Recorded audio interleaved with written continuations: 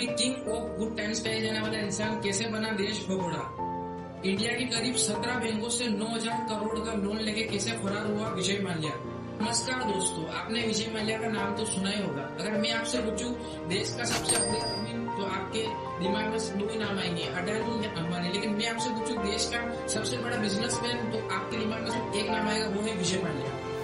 Kingfisher beer और Kingfisher के मालिक विजय माल्या। विजय माल्या का किंगफिशर बियर ये वही प्रोजेक्ट था जिन्होंने उन्हें रातों रात करोड़पति बना लिया। बिजनेस ऐसे ही चलता रहा, दिन पर दिन उन्होंने अपनी कंपनी से ग्रो करती होती गई। लेकिन एक समय आया 2005, उन्होंने किंगफिशर एयरलाइंस की शुरुआत की।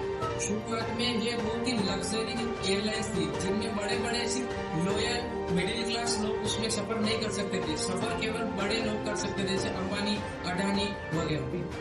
शुरू में यह उनका ड्रीम प्रोजेक्ट था, लेकिन धीरे धीरे बिजनेस में घाटा जाता गया, लेकिन उनकी लाइफ स्टाइल पर कोई भी असर नहीं पड़ा।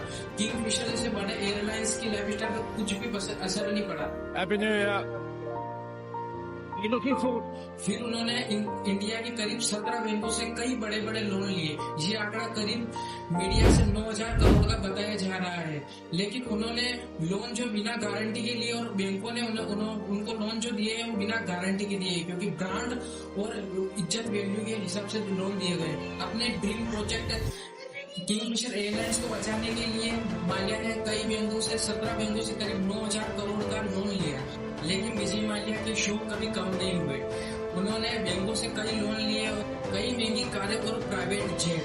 बैंकों के लाख बार रिक्वेस्ट करने के बावजूद भी विजय माल्या ने वापस पैसा नहीं दिया।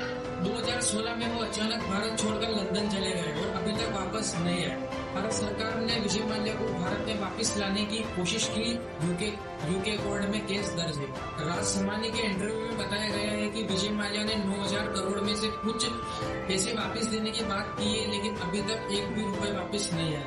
What's the most ridiculously expensive thing you've bought in your life?